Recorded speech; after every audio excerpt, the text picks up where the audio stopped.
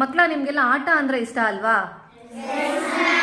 So ಹಾಗಾಗಿ ಈಗ ಕನ್ನಡ ವಿಷಯಕ್ಕೆ ಸಂಬಂಧಿಸಿದಂತೆ ಪದಗಳ ಮೆಟ್ಟಿಲು ಅನ್ನೋ ಆಟವನ್ನ ಆಡೋಣವಾ? ಈ ಆಟದ ನಿಯಮಗಳನ್ನು ಮೊದಲು ಹೇಳ್ತೀನಿ, ಕೇಳಿಸ್ಕೊಂಬಿಡಿ. ಮೊದಲಿಗೆ ಹುಡುಗಿಯರದು ಒಂದು ಟೀಮ್ ಇದೆ, ಹುಡುಗರದು ಒಂದು ಟೀಮ್ ಇದೆ. ಇಲ್ಲಿ ತಂಡ ಎ ಮತ್ತೆ ತಂಡ ಬಿ. ತಂಡ ಎ ಅನ್ನೋದು ಹುಡುಗಿಯರ ಟೀಮ್, ತಂಡ ಬಿ ಅನ್ನೋದು ಹುಡುಗರ ಟೀಮ್. ಪ್ರತಿಯೊಂದು ತಂಡಕ್ಕೂ ಒಂದೊಂದು ಪದವನ್ನು ಕೊಟ್ಟಿದ್ದೀನಿ. ಆ ಪದದ ಕೊನೆಯ ಅಕ್ಷರವನ್ನು ಬಳಸಿ ಮತ್ತೊಂದು ಹೊಸ ಪದವನ್ನು ಬರ್ಕೋತಾ ಹೋಗಬೇಕು.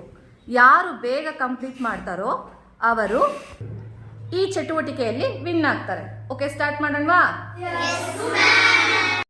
1 2 3 ಸ್ಟಾರ್ಟ್. ಮೊದಲ ಅಕ್ಷರ ಕವಿ. ನವಿಲು ಕವಿ ವೀರ.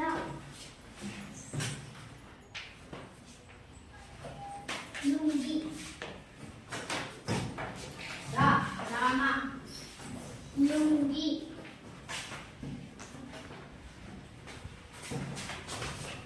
ರಾಮ.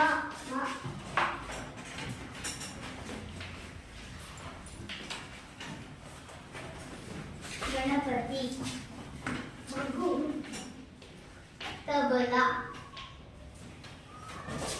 ಗಂಟೆ ತಬಲ. ಲಯ ಲಯ. ತಗಡು.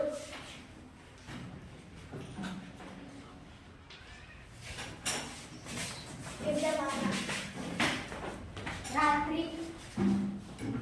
ಯಜಮಾನ. ಮಯನ. ತಿರುಪತಿ. ಮಯನ.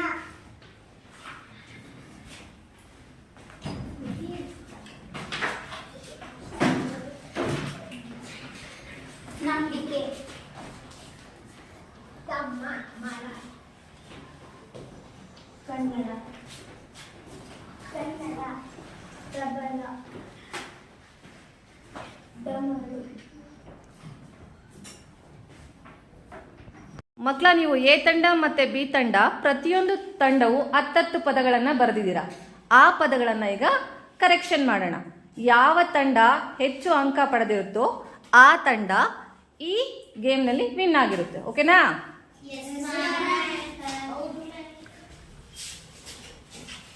ನವಿಲು ಕರೆಕ್ಟ್.